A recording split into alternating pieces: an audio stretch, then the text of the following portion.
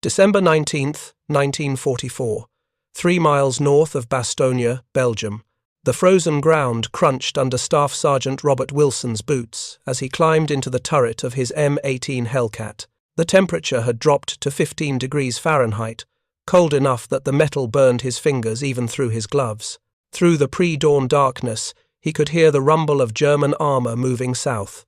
Lots of it. His tank destroyer, nicknamed Fast Company, represented everything American tank destroyer doctrine promised. 55 miles per hour top speed.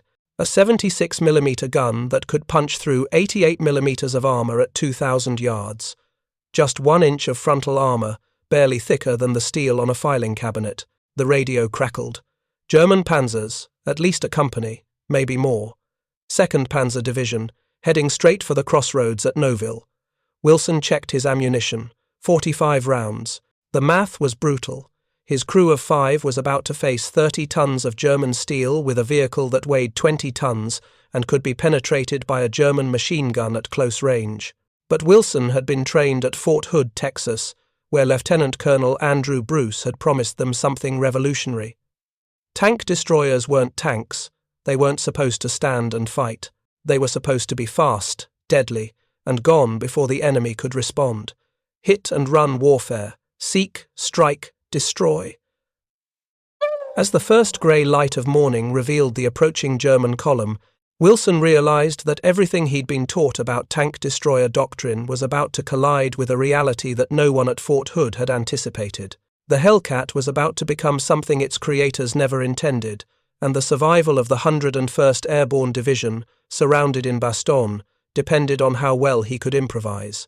If you're enjoying this deep dive into the story, hit the subscribe button and let us know in the comments from where in the world you are watching from today. The story of American tank destroyers doesn't begin in the frozen forests of Belgium in 1944. It begins 3 years earlier, in the summer of 1941, when the United States Army watched in horror as German panzer divisions tore through France, Belgium, and Poland with a speed and violence that shattered every assumption about modern warfare. Blitzkrieg. Lightning war. Concentrated armoured spearheads supported by aircraft, punching through enemy lines and encircling entire armies before they could react.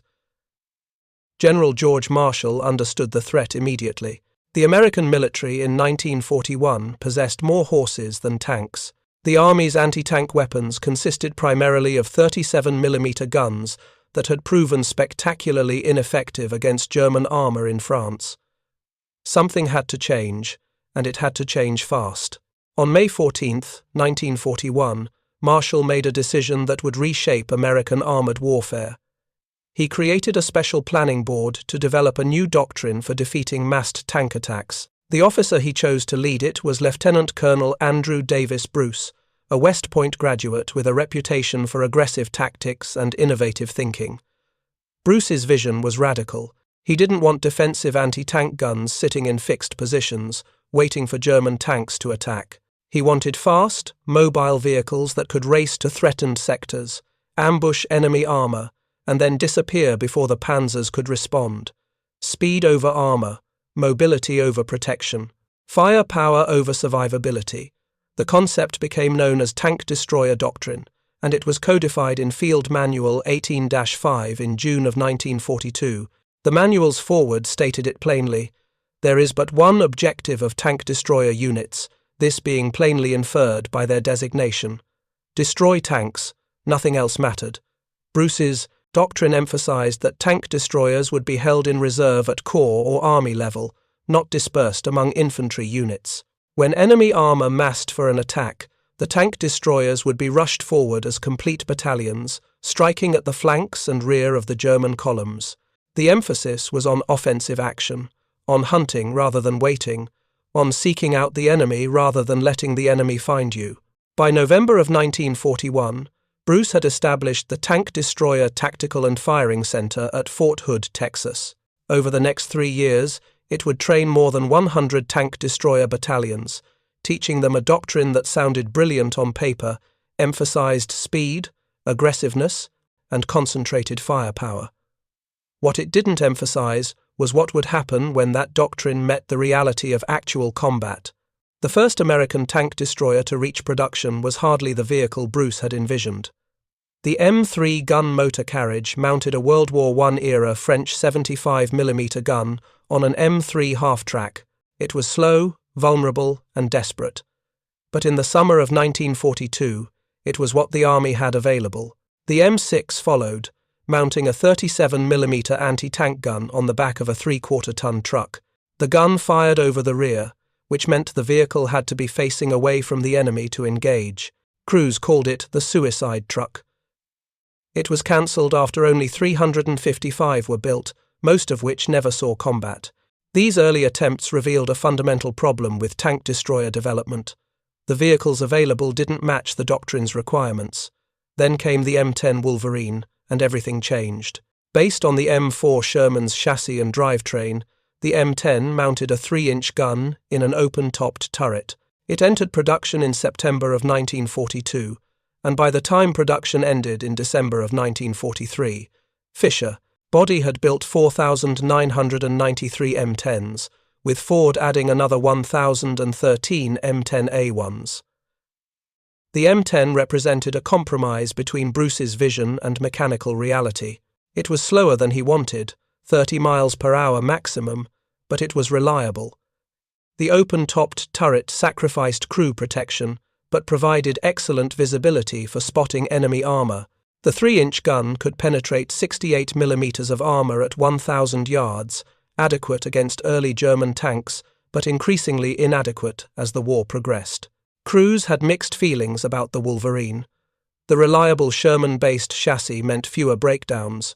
The open turret meant better visibility, but also exposure to snipers, artillery fragments, and the weather. The manually rotated turret was slow, requiring a full minute for a complete 360-degree rotation, but the M10 worked. It was good enough, which in 1942 was a victory in itself. Tank destroyer battalions began deploying to North Africa in late 1942. The first 9 units carried M10s into combat against Rommel's Afrika Korps.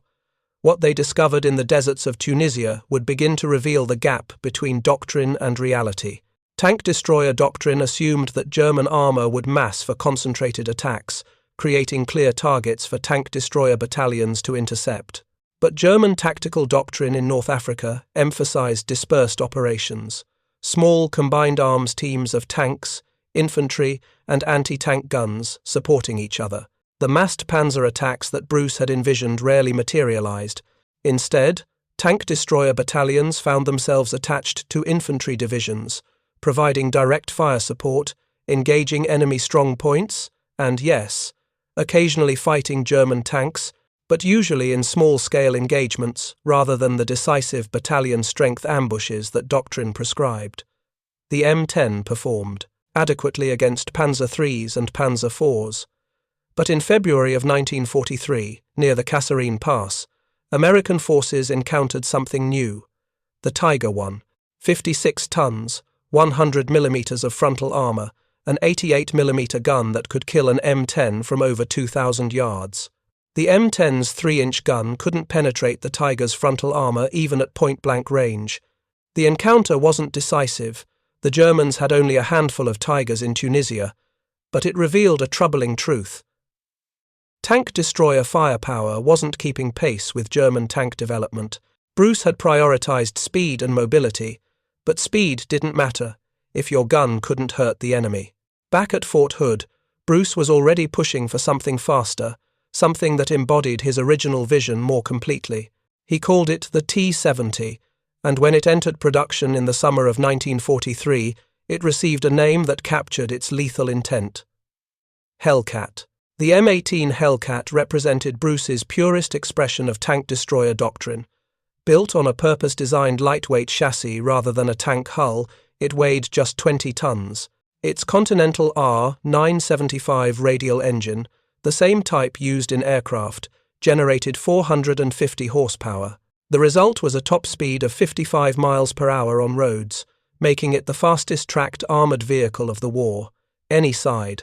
The Hellcat mounted the same 76mm M1 gun used on late-model Shermans, providing decent armor penetration.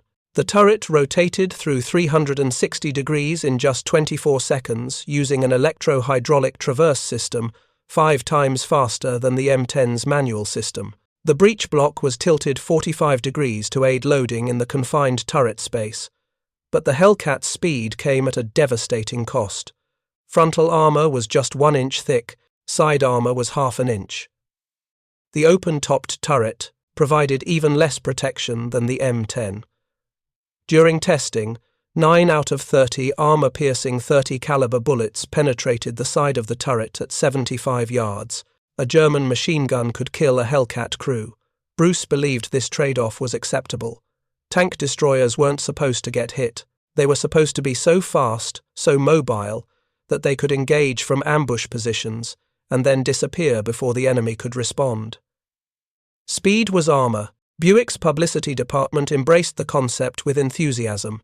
They designed a logo showing a wildcat biting down on crushed tank treads, flanked by the words, "Seek, Strike, Destroy." They called it the Hellcat, a name that promised predatory lethality. The first production M18 began rolling off the assembly line in July of 1943. By March of 1944, when the M18 was officially standardized, Buick was building them as fast as possible.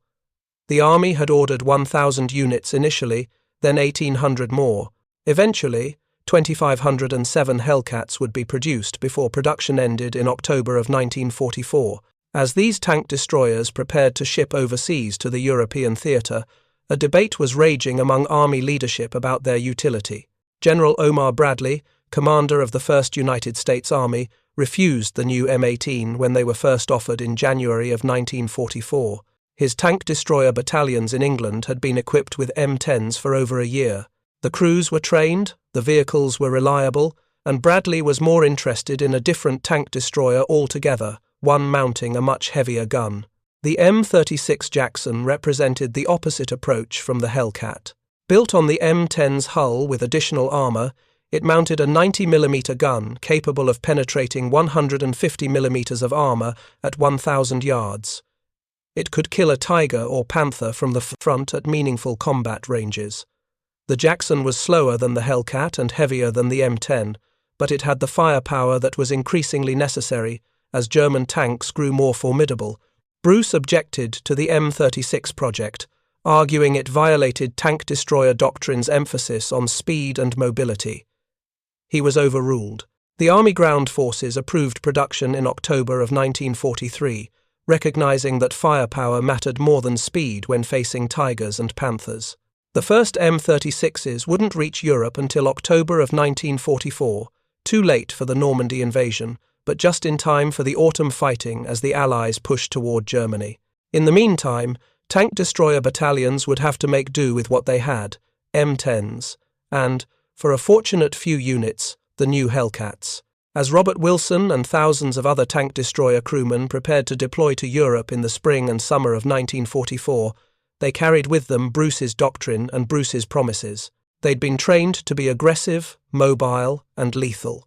They'd been told their speed would protect them, their firepower would destroy German armor, and their tactics would win battles.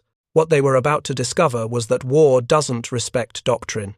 The reality of combat in the hedgerows of Normandy, the forests of the Ardennes, and the open fields of Germany would bear almost no resemblance to the scenarios they'd practiced at Fort Hood.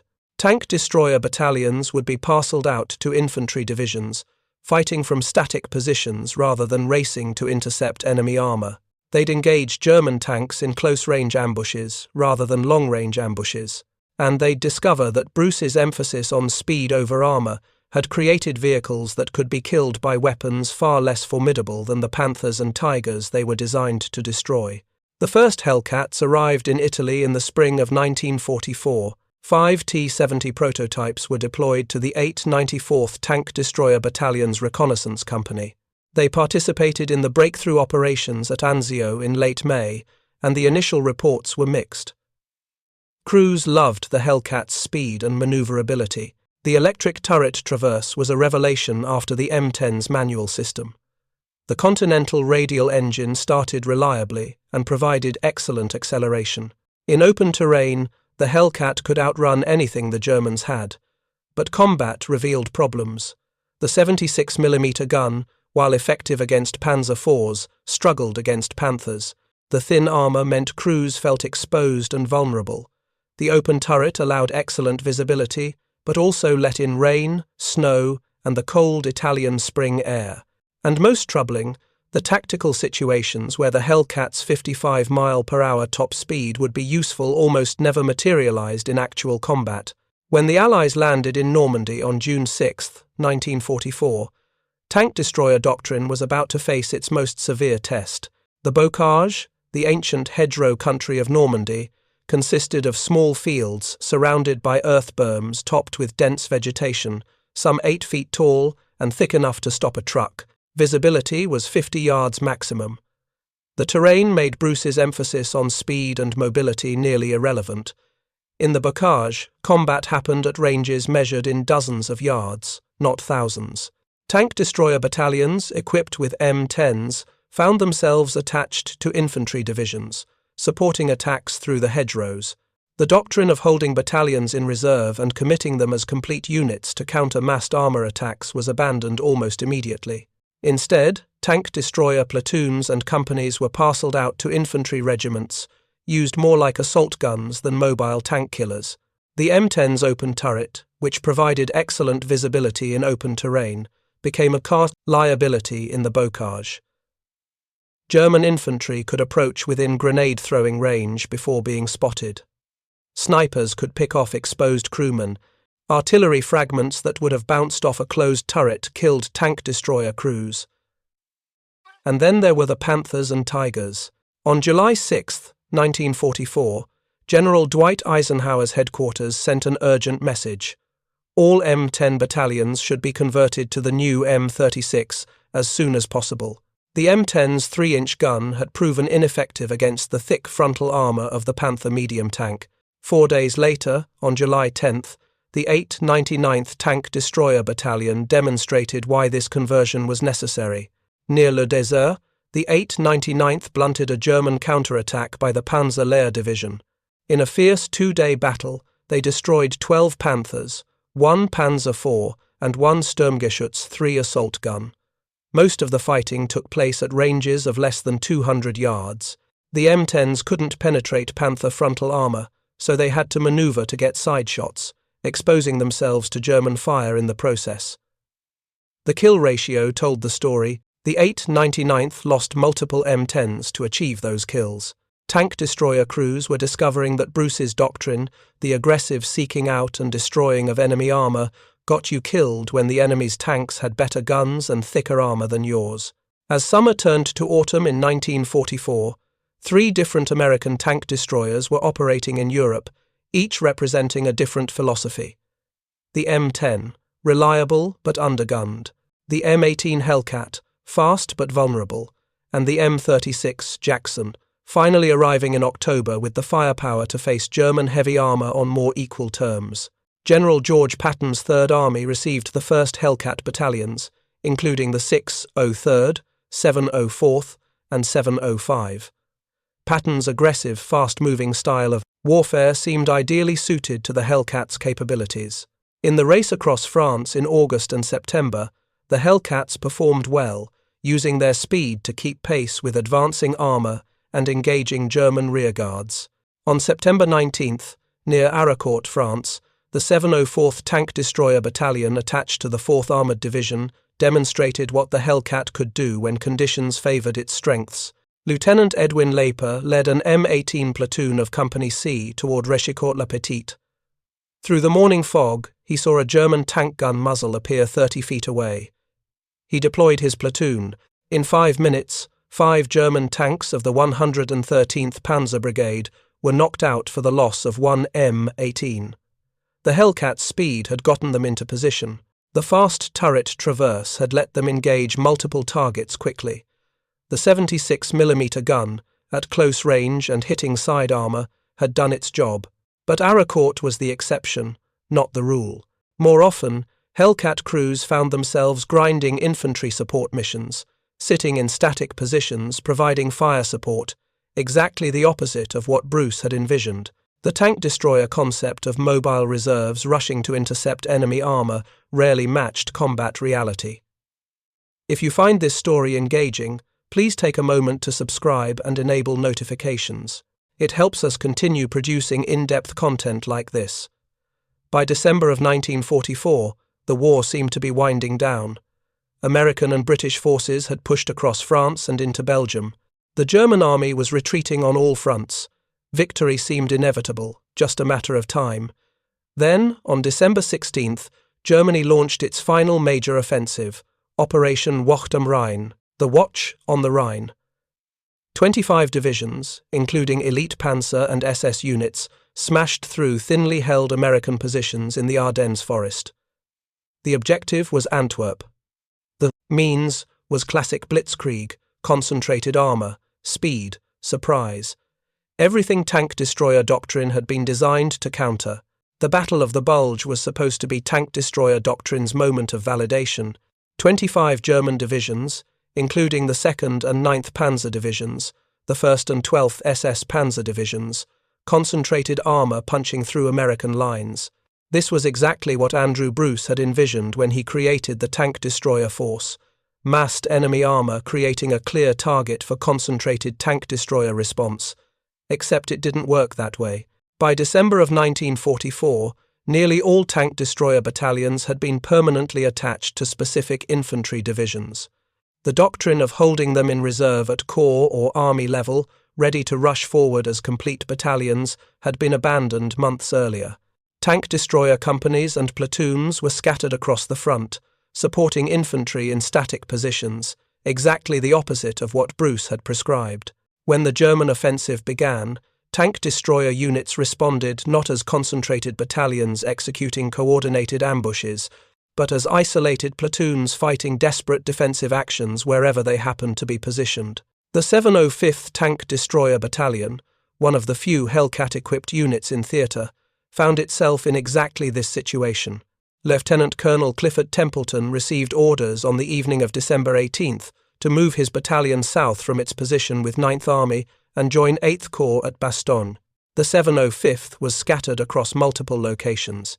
Templeton detached 2 platoons to hold a bridge at Orthuville, sent another platoon to La Roche, and ordered his supply elements to head west with a single M18 as escort, instructed to, quote, hook up with some big friends. This fragmentation violated every principle of tank destroyer doctrine. Bruce had emphasized concentrated employment of complete battalions. Instead, the 705th was being broken into pieces before the battle even began. But Templeton had no choice. The situation was fluid, German panzers were everywhere, and local commanders needed immediate anti-tank support wherever they could get it. On the morning of December 20th, a platoon from the 705th, just 4 M18s, was sent north from Bastogne to support Team de Sobry, a battalion-sized task force defending the town of Neuville. Neuville sat 4 miles northeast of Bastogne, astride the road the 2nd Panzer Division needed to reach its objectives. The Germans had to take Neuville, or their entire offensive schedule would collapse. Robert Wilson's Fast Company was one of those 4 Hellcats. The pre-dawn darkness of December 20th brought fog so thick Wilson couldn't see 50 yards. The temperature had dropped to 12 degrees. The Hellcat's open turret meant the cold penetrated everything, numbing fingers, making metal tools painful to touch. The Continental radial engine, designed for aircraft operation, pulled air through the fighting compartment for cooling. In summer, that was tolerable. In December, it was torture. Wilson positioned Fast Company on the northern edge of Neuville, hull down behind a stone wall, gun covering the main road from Bourcy. His loader, Private James McCord, had 45 rounds stacked and ready. Gunner Corporal Thomas Hayes had test-fired the 76mm gun at dawn, confirming the electro-hydraulic traverse system still functioned in the cold. Driver Technician 5th Grade Richard Paulson sat in his position, engine idling, ready to move on Wilson's command. The doctrine said, engage from ambush, fire, and withdraw before the enemy can respond. Use speed to survive. But doctrine hadn't accounted for defending a town with paratroopers who couldn't retreat against a panzer division that outnumbered them 10-1. At 0730, The fog began to lift. Wilson saw them through his binoculars. Panzer IVs, maybe a company, advancing in column down the road. Behind them, infantry mounted on half-tracks. The 2nd Panzer Division was coming in strength. When ready, Wilson ordered Hayes. The 76mm gun spoke, the crack sharp in the cold air. The 1st Panzer IV took the hit in the turret ring, exactly where armour thinned to protect the traverse mechanism. The turret jammed, smoke poured from the hatches, and the crew bailed out. Hayes was already traversing to the 2nd target, the electro-hydraulic system rotating the turret in 4 seconds. Fire. The 2nd Panzer IV exploded, ammunition cooking off inside the hull. The column stopped, German tankers trying to identify the threat through the lifting fog. Wilson counted 6 panzers remaining, plus the infantry behind them. Fast Company had just announced its presence. "Move!" Wilson ordered Paulson. The Hellcat lurched backward, Continental engine roaring, tracks chewing frozen mud as they repositioned 200 yards west. Tank destroyer doctrine, finally being executed as designed. Shoot and scoot. Don't let the enemy fix your position. They arrived at their new firing position 60 seconds later. Through the morning haze, Wilson saw the German column had deployed, panzers spreading out, searching for the tank destroyer that had just killed 2 of their number. But they were looking in the wrong place, still focused on the stone wall where Fast Company had been. Fire. Hayes put a round through the side armour of a 3rd Panzer IV at 600 yards. The German tank slewed sideways, track blown off, crew abandoning. The other 3 M18s from the 705th were engaging now too, creating multiple threats the Germans couldn't track. 4 Hellcats against an armoured column, using speed and manoeuvrability exactly as Bruce had prescribed. For 3 hours, it worked.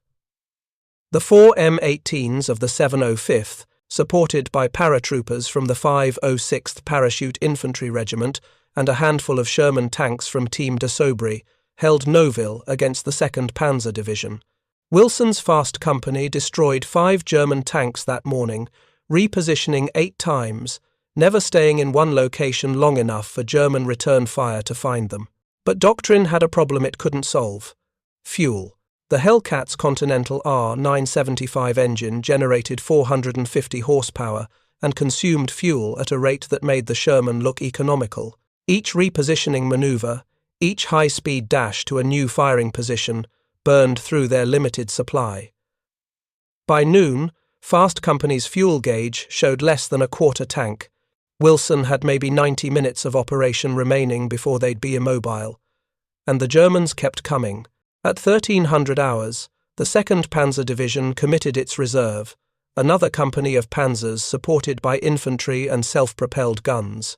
Wilson watched them deploy through his binoculars and understood immediately what was happening. The Germans had figured out the Hellcat's pattern. They were forcing the American tank destroyers to keep repositioning, keep burning fuel, until the inevitable happened. Speed was supposed to be armour, but speed required fuel, and fuel was running out. Sergeant Wilson, one of the other Hellcat commanders, Lieutenant Harris, called on the radio. His voice was tight. "I'm down to 20 gallons, maybe one more move, then I'm static." Wilson checked his own gauge. 30 gallons? 2 moves, maybe 3 if he was lucky. The doctrine that had worked brilliantly for 3 hours was about to fail for the simplest of reasons. Logistics. At 14:30, Lieutenant Harris's Hellcat ran dry during a repositioning maneuver. The Continental engine coughed and died 200 yards from cover, leaving the M18 exposed in the middle of a snow-covered field. German gunners found the range, and in seconds. The first round missed, the second struck the thin side armour and punched clean through. Harris and 3 of his crew made it out. The loader didn't. Wilson felt something fundamental shift in his understanding. Tank destroyer doctrine emphasized speed and mobility, but mobility meant nothing when you ran out of fuel in the middle of a battle. The Germans didn't need to penetrate the Hellcat's armour. They just needed to wait until it couldn't move. By 1600 hours, German pressure on Noville had become overwhelming. The 2nd Panzer Division had committed elements of 3 different battalions. Team de Sobry was down to 4 operational Shermans. The 3 remaining Hellcats had less than 50 gallons of fuel total between them. The paratroopers had held the town all day, but continuation was impossible. Major William de Sobry, Team de Sobry's commander, made the decision at 1700 hours. Withdraw to Foy. We can't hold Noville another night. The withdrawal was chaos. German infantry had infiltrated around the town's flanks. Artillery pounded the main road. Wilson's fast company covered the retreat, firing until the 76mm gun was too hot to touch, repositioning one final time on fumes. They made it to Foy just as full darkness fell, Continental engine dying from fuel starvation 200 yards from the American lines. Wilson climbed out of the turret and looked back at Noville. The town was burning, German armor moving through streets the Americans had held for 18 hours. His crew had fired 38 rounds, destroyed 6 German tanks, repositioned 11 times, and nearly died from fuel starvation. They'd executed tank-destroyer doctrine almost perfectly, and they'd barely survived. The 705th Tank Destroyer Battalion's performance at Bastogne became legendary. Throughout the siege, which lasted from December 20th until the relief force arrived on December 26th, the battalion destroyed approximately 40 German tanks while losing only 6 M18. It was the kind of kill ratio that should have validated Bruce's doctrine completely. But the reality was more complicated. The 705th had been formally attached to the 101st Airborne Division on December 20th, permanently assigned rather than held as a mobile reserve. On Christmas Eve, the battalion's M18 were distributed among the 101st regiments, 1 platoon to the 501st Parachute Infantry, 2 platoons to the 506th, 2 to the 502nd, 4 to the 327th Glider Infantry, 1 platoon held a town reserve. This distribution pattern was exactly what tank destroyer doctrine said not to do. The 705 wasn't operating as a concentrated battalion. It was parceled out to infantry units in penny packets, used as fragile tanks providing direct fire support from static positions. The Hellcats weren't racing to intercept enemy armor. They were dug in, waiting for German attacks, fighting more like towed anti-tank guns than mobile tank destroyers. On Christmas Day, the 15th Panzergrenadier Division attacked positions held by the 502nd Parachute Infantry Regiment. 18 Panzer IVs supported the assault. M18 from the 705th, positioned in prepared firing locations, engaged at ranges of 300 to 600 yards. In 30 minutes, they destroyed 27 German tanks, but they did it from static positions, not from mobile ambushes. They did it supporting infantry, not operating independently. They did it using favorable terrain and prepared fields of fire, not speed and maneuverability. Everything about the engagement violated tank destroyer doctrine, and it worked brilliantly. Staff Sergeant Henry Hartmann demonstrated what the Hellcat could do when handled aggressively. Commanding a single M18, Hartmann destroyed 6 German tanks in one afternoon, using the Hellcat's speed to flank Panthers and strike their vulnerable side armor. His tactics were pure Bruce doctrine, aggressive hunting rather than passive defense. But Hartmann was the exception. Most Hellcat crews at Bastogne fought from static positions because that's what infantry division commanders wanted. They wanted reliable anti-tank support they could count on, not mobile reserves that might be somewhere else when German armor attacked. The M36 Jackson finally arrived in the European theatre in meaningful numbers during the Battle of the Bulge. The 814th Tank Destroyer Battalion, equipped with M36s, found itself at St. Vith on December 17th, directly in the path of the 5th Panzer Army's main thrust. For 3 days, the 814th fought a desperate delaying action. Their 90mm guns could finally penetrate Panther frontal armor at combat ranges, giving American crews the firepower advantage they'd lacked for months. But St. Vith was surrounded. The 814th couldn't withdraw. They fought from static positions until German pressure became overwhelming. The battalion destroyed 30 Panther tanks in 3 days of fighting, but they lost 17 of their own M36s, a 50% casualty rate. Tank destroyer doctrine called for aggressive maneuver and preservation of force. The 814th had done neither, because tactical reality didn't allow for doctrinal purity when you're surrounded. By January of 1945, senior American commanders were reaching conclusions about tank destroyer doctrine that would have horrified Andrew Bruce. General Omar Bradley, now commanding 12th Army Group, stated it plainly in a post-battle assessment. Infantry division commanders unanimously agreed that they would prefer to have the support of a tank battalion instead of a tank destroyer battalion. The comment was devastating. After 4 years of development, 2,507 Hellcats, 4,993 M10s, and nearly 2,000 M36s, infantry commanders wanted regular tanks instead. Not because tank destroyers weren't effective, they clearly were, but because they couldn't do what tanks could do: provide reliable, protected direct fire support from static positions. The fundamental assumption of tank destroyer doctrine, that German armour would mass for concentrated attacks that could be countered by mobile reserves, had proven largely incorrect. German tactical doctrine emphasized dispersed combined arms teams. Battles happened at close ranges in terrain that negated the Hellcats' speed advantage, and infantry commanders wanted dedicated support they could rely on, not mobile reserves that might be elsewhere when they needed them. The statistics told a more nuanced story than doctrine acknowledged. The M18 Hellcat achieved the highest kill-to-loss ratio of any American armoured vehicle in World War II. Approximately 2.4 enemy tanks destroyed for every Hellcat lost. By comparison, the Sherman managed roughly 1-to-1. The M36 achieved approximately 1.8-to-1. These numbers suggested the Hellcat was phenomenally effective, but they masked an uncomfortable truth. Most Hellcat kills came from static defensive positions supporting infantry, not from mobile ambushes against massed armour. The vehicle worked, but not the way Bruce had intended. Corporal Anthony Pinto, of the 704th Tank Destroyer Battalion, demonstrated the M36's capabilities in spectacular fashion on December 24, 1944. Near Metz, France, Pinto spotted a Panther tank at extreme range. He calculated the distance at 4,200 yards, well over 2 miles.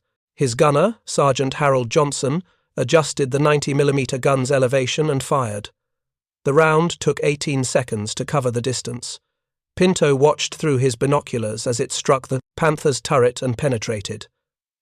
The German tank stopped, smoke poured from the hatches, and the crew bailed out. It was one of the longest-range tank kills of the war, achieved with a weapon that finally gave American crews the firepower to face German heavy armour on equal terms. But long-range gunnery required stationary firing positions and careful aim adjustment. The Hellcat's speed was irrelevant.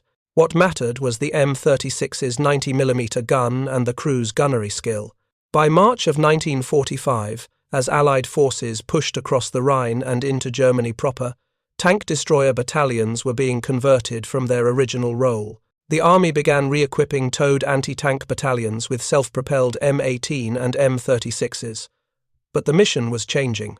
Tank destroyers were becoming assault guns, providing mobile direct fire support for infantry advances. The 705th Tank Destroyer Battalion, still equipped with M18, crossed the Rhine at Oppenheim on March 29th. They supported the 11th Armoured Division's advance through southern Germany, fighting in dozens of small engagements. The Hellcat's speed proved useful for keeping pace with the armoured advance, but they fought more like light tanks than specialised tank destroyers. In April, near Stuttgart, Wilson's Fast Company engaged German armour for what would be the last time. A Panther and 2 Panzer IVs were defending a bridge. The engagement lasted 4 minutes. 3 German tanks were destroyed at ranges of 400 to 700 yards. No American losses. It was textbook execution, except they did it supporting an armoured division's advance, not countering a massed enemy attack. The war in Europe ended on May 8, 1945. Tank destroyer battalions had served with distinction, destroying thousands of German tanks and vehicles. But they'd done it in ways that contradicted almost everything Andrew Bruce had envisioned when he created the Tank Destroyer Force. In the post-war analysis, the statistics were undeniable. Tank destroyer units had achieved favourable kill ratios. The M18 Hellcat's 2.4-to-1 ratio was genuinely impressive. but effectiveness came from firepower and crew skill, not from mobility and doctrine. When commanders analyzed how tank destroyers were actually employed, the conclusion was inescapable. They fought like tanks, from positions infantry commanders wanted them in, doing missions that had nothing to do with countering massed armor. The tank destroyer force was disbanded in 1946. The separate branch Andrew Bruce had created, with its specialized doctrine and unique training, ceased to exist. Tank destroyer battalions were absorbed into the armor branch. The M18 and M36s still in service were reclassified as light tanks or assault guns.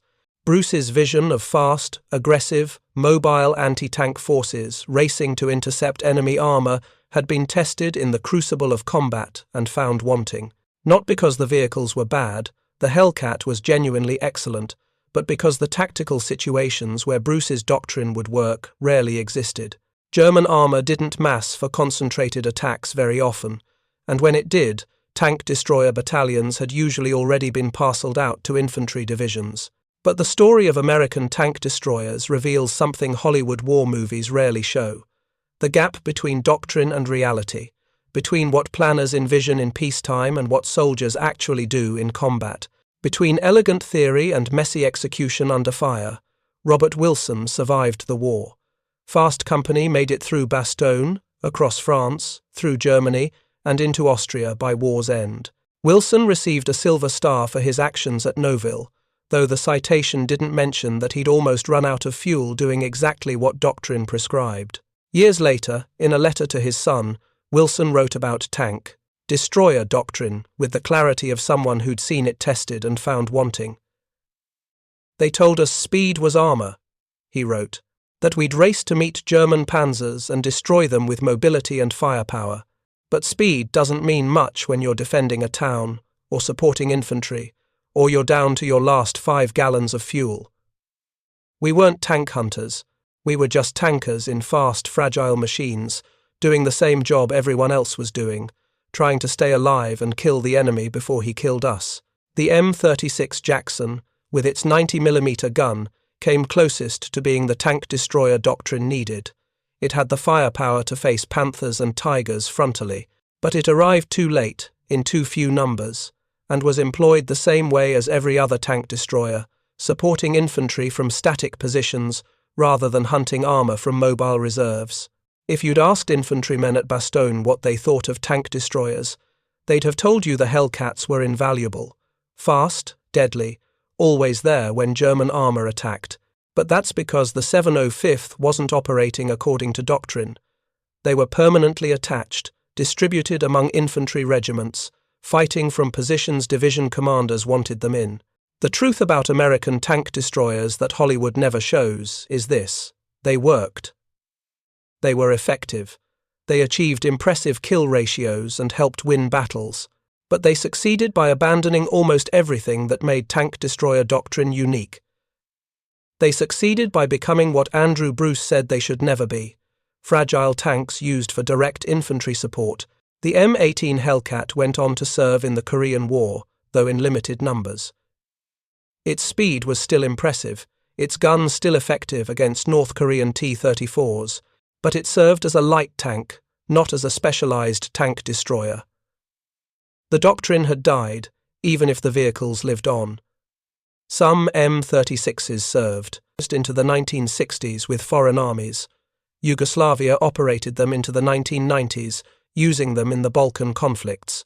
The basic design proved sound enough that vehicles built in 1944 were still combat effective 50 years later, but they were used as assault guns and infantry support vehicles, roles Bruce would have considered secondary at best. The final irony of tank destroyer doctrine is that it was built on a correct observation but an incorrect solution. The observation was right. German blitzkrieg tactics using concentrated armor were devastatingly effective and required a response. But the solution, specialized fast tank destroyers held as mobile reserves, didn't match how battles actually developed. German armor rarely massed in ways that made Bruce's doctrine applicable, and even when it did, infantry division commanders wanted their anti-tank support permanently attached, not held at corps level and maybe unavailable when needed. The gap between doctrinal theory and tactical reality proved unbridgeable. Robert Wilson's experience at Nouville captured this contradiction perfectly. For 3 hours, his crew executed tank destroyer doctrine almost flawlessly. Ambush, fire, relocate, repeat. They used the Hellcat's speed and the 76mm gun's power exactly as designed, and it worked brilliantly until they started running out of fuel. Doctrine had assumed Hellcats would race to threatened sectors, fight briefly, then withdraw to rearm and refuel. It hadn't accounted for sustained defensive battles where withdrawal wasn't possible and fuel trucks couldn't reach you because you were surrounded. Theory met reality, and reality won. Thank you for watching. For more detailed historical breakdowns, check out the other videos on your screen now, and don't forget to subscribe.